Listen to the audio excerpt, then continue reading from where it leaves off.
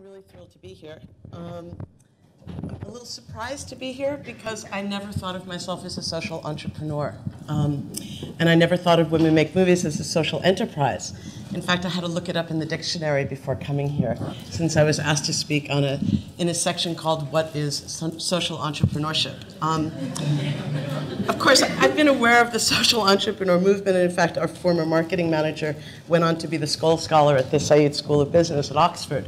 But I've been doing this for so long, so incredibly long, that it's before the words were actually in common usage. And it was great to hear the little history going back to 1980, to know that I actually wasn't so out of step with what was going on. I just didn't know that it would all come to this so many years later. So I want to tell you a little bit about my two passions and what brought me to the place where I am now, which is running this nonprofit organization, Women Make Movies, for the last 30 years. But first of all, I will tell you, I did look up the definition of social entrepreneurship in Wikipedia, if you call that a definition. And it said that a social entrepreneur recognizes a social problem and uses entrepreneurial principles to organize, create, and manage a venture to achieve social change. And the definition of a social enterprise seemed even more fitting to me and Women Make Movies. It's an organization that applies capitalistic strategies to achieving philanthropic goals. And I remember many years ago, I was on the board of an organization called the National Alliance of Media, Arts, and Culture, and I was accused in a very derogatory way by my fellow board members of being a capitalist Republican because I was encouraging the other organizations to adopt earned income strategies to their way of financing their organizations as opposed to subsidizing their programs through grants. And that's really at the heart of Women Make Movies as a social enterprise, which I'll tell you about. But first, it starts with feminism, and it starts also when I was very young as the first speaker, but that, of course, is many, many, many more years ago. In fact, it was in the 1960s when I was a little girl, and I was watching films with my mother, who had a bad problem with insomnia and would watch all these late-night movies. And I grew up watching films, film noir films from the 40s with these amazing women characters, these beautiful actresses that had hair that kind of always went like that, and they drank scotch and smoked cigarettes, and in particular, I remember Lauren Bacall. Years later, when I was in college, I realized that I smoked cigarettes, I drank scotch, and I really like to do this with my hair. And I realized the power of media. Now, media is a word that we use constantly, but back then, actually, it was really the time of Marshall McLuhan defining for us what media really is. The other thing that happened to me was that when I was in college, I realized that I had never seen a film made by a woman. Now, that's really odd to most of you because you've all grown up with a wealth of films in cinemas and on TV that were directed, created, written, produced by women, but I had never seen a film by a woman, or I thought I hadn't. I found out years later that there were only 2 women that were making films in Hollywood from 1930 until 1960, and one of them was a filmmaker named Ida Lupino, who made a film called The Trouble with Girls, which was about 2 little girls who were in a convent school and got into lots of trouble. And I loved that film, and I found out years later that it actually was made by a woman.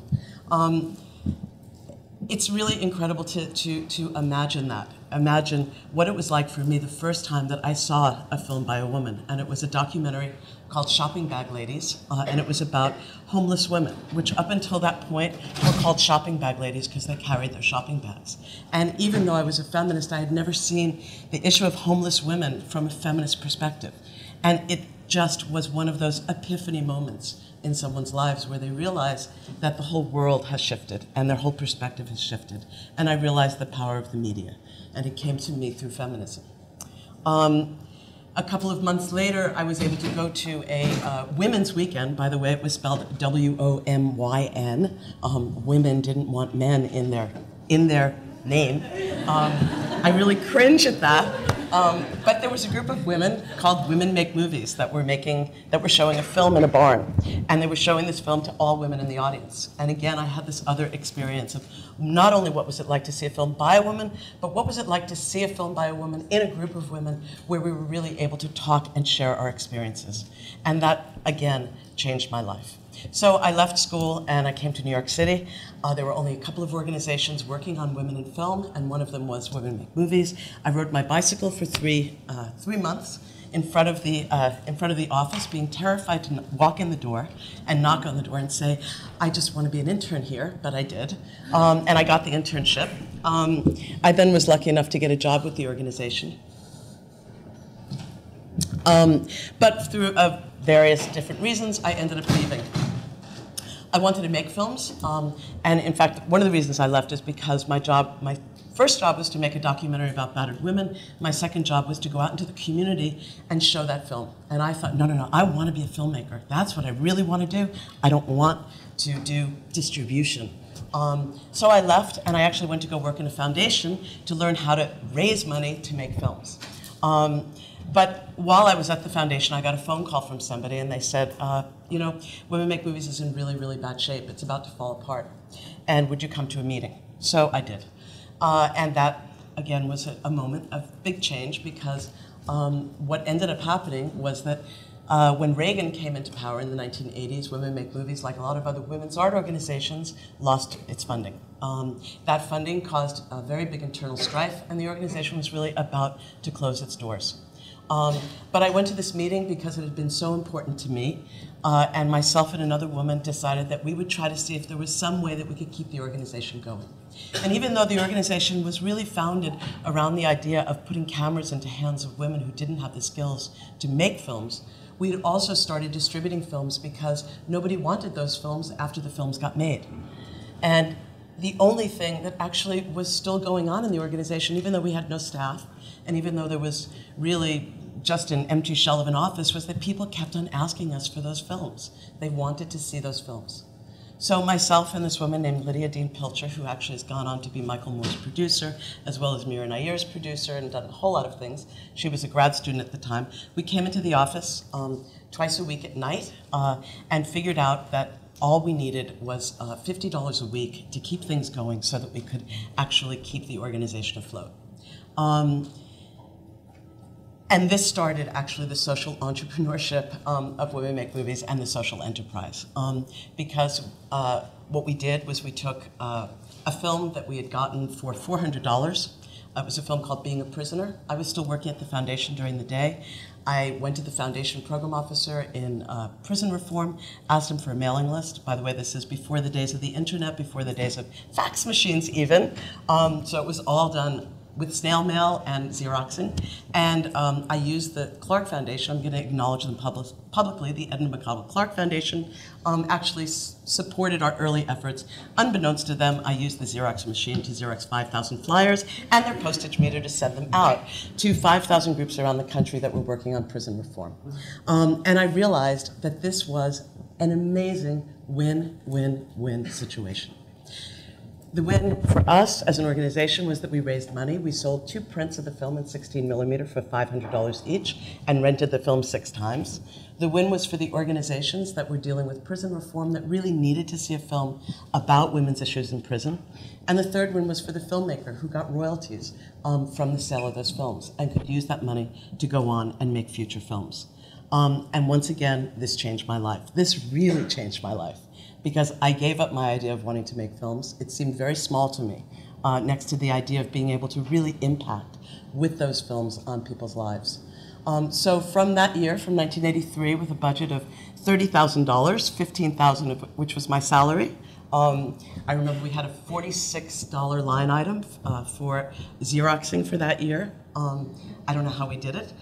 We are now a $2 million organization with 13 staff people distributing films by women filmmakers from every continent except Antarctica. We have more than 500 films in the collection, from films by women from Iran, from Indiana, from Ireland, and from Iceland, as well as films from women all over South America, Asia, and Africa. We were the first organization to release a film about female genital mutilation.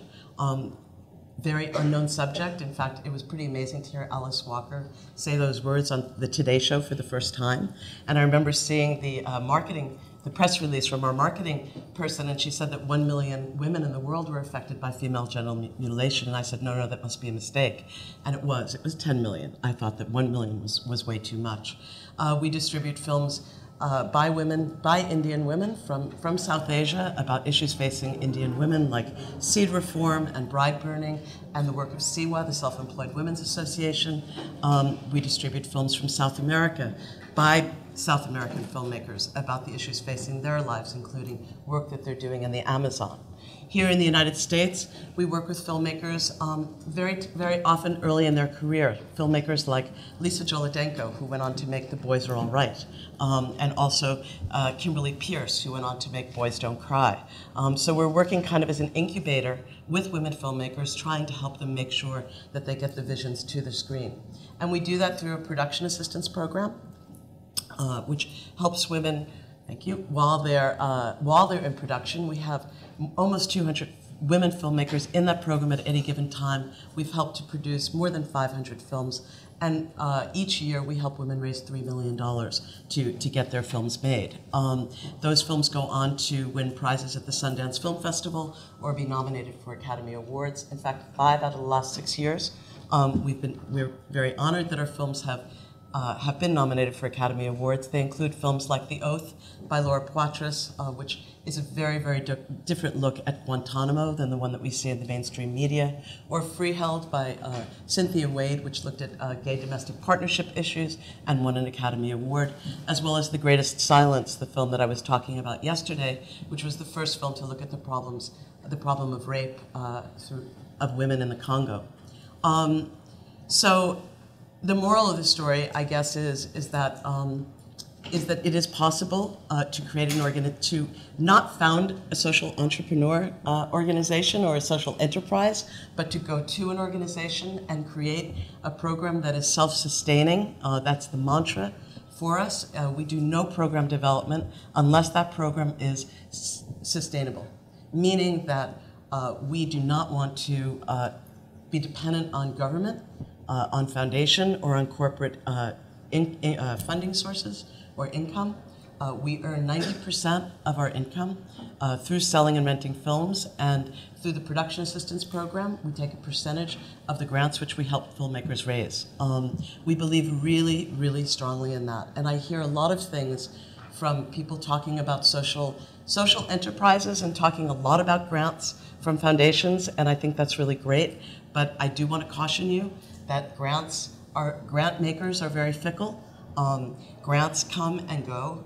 It's really important to create some sort of structure, some sort of enterprise that can actually continue itself no matter what happens outside. And I just want to end with one story, because somebody asked me yesterday on the panel about whether or not media really can create social change. And I want to respond to that question again and just tell you a story. After 9/11, Women Make Movies is an organization that is based in New York. We were, of course, very affected by what was going on around us, and we were really concerned because of the violence against Arabs, and particularly the violence against Arab women following the attacks on the World Trade Center. We had the largest collection at the time of films made by and about Muslim and Arab women, so we decided to make those films available for free through a viral campaign. And for 3 months, we offered the films for free to any group that wanted to use it for educational or discussion purposes, to really talk about what Islam is really about and what Arab lives are really about. At the same time, I, as usual, spoke to my father once a week on the phone on Sundays and started getting into a very big conversation with him about politics. This was just around the time when the decision had been made to bomb Afghanistan.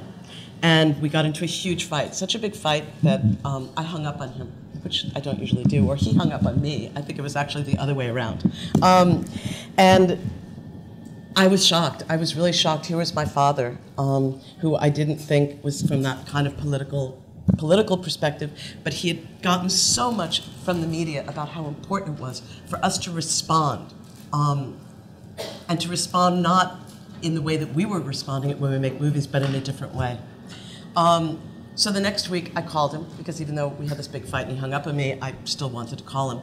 And he said to me, you know what? I changed my mind. And I said, why? I know nothing I said affected you. And he said, no. I turned on CNN and I saw this movie about women in Afghanistan. And I realized that Afghanistan is a country made up of women and children, and that bombing Afghanistan is probably not what we should do. That moved me tremendously. It moved me that my own father could be moved to change his mind about something because of a film that he saw. And I realized that my passions about feminism and media had been good to me. Thank you.